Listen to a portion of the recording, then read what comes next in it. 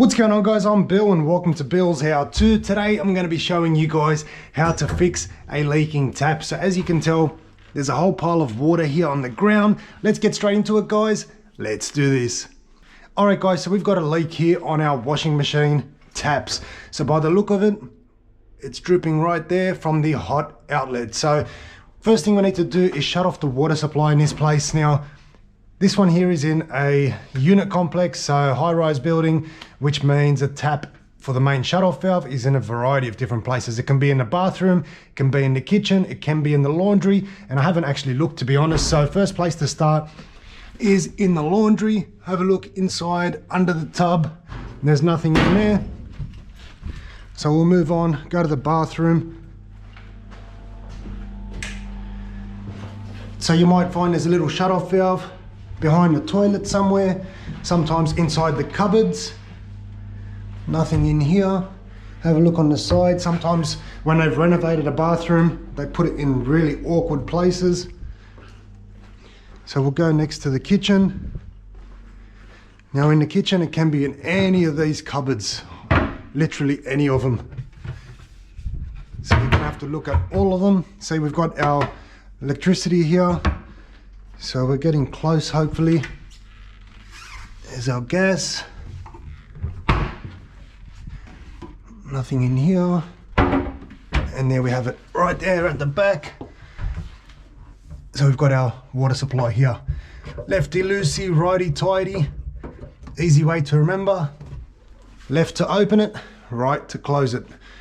Open up the water, and now our water's shut off. Get our adjustable wrench, and we'll see what we need to remove this one here. Now every tap is slightly different in style, but the concept is basically the same. You've got a spindle that runs all the way through, and there's a washer right here, and if that washer's worn out or it's not sealing properly, that's what causes the leak. So we'll undo our little cap here, take off our handle. This one, by the looks of it, there we go. Put that all on the side. So this here is the spindle, and what we need to do is remove this in order to get to our little stopper or our little washer that's in here right in the middle. So an adjustable wrench, I had one somewhere.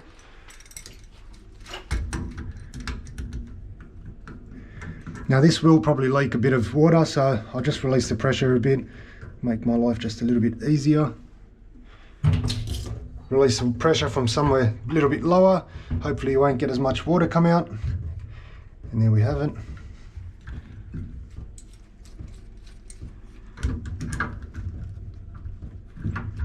Make sure you get a good bite before you remove this. And this was already pretty loose, which is a bit surprising. Very surprising. It's not usually that loose. And you want to make sure that you don't wear out the little grooves here.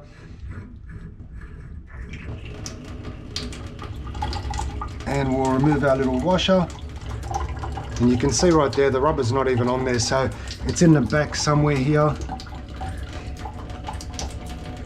and it's actually not. It looks, by the looks of it, it's deteriorated, and it would have been running through the actual washing machine, so that's not a good thing. But if we have a look inside, the rubber is completely deteriorated. I'll show you guys on the inside. So if you have a look inside, a little bit hard to tell, but you can only just see part of that washer. So you can see there a little blue section pushed up against the back of the seat there. We've only got probably about a third or a quarter of that washer inside. So now there we go, that's a better angle for you guys. Nothing on the right side, nothing on top, nothing on the left, and then nothing up and down. And then we've just got that little section on the left hand side, so you can see there. So what I'll do now is I'll just get a screwdriver. So I've got a little screwdriver now, and we're just going to clean that seal, all that gunk back out, so that we make sure it'll seal up perfectly.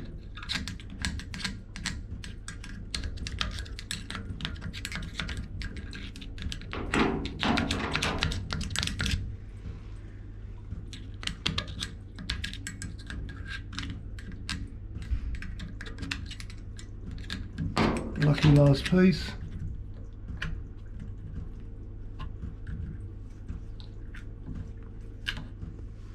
Alright, that's all now nice and clean on the inside. There we go, I should have done that from the beginning, so everything's all cleared out now. I'm going to replace the washer. So we're going to replace the washer, put it on the spindle, push it back in. What I like to do at this point is make sure you loosen everything off so that the washer's not pushing up against the seat. That way, if there is any little bit of build up still in there, it's not going to push up against this and cause our issue with our seal.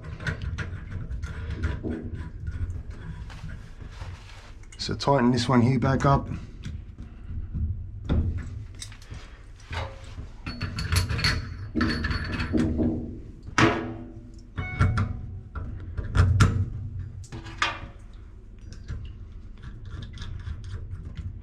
Remembering our tap is now in the open position, so what I'm going to do is close it probably about 80% of the way, and then that way once I turn on the water, we're going to have a bit of water coming out of here, and any of the material that's left over inside will flush out of here. Switch the water back on.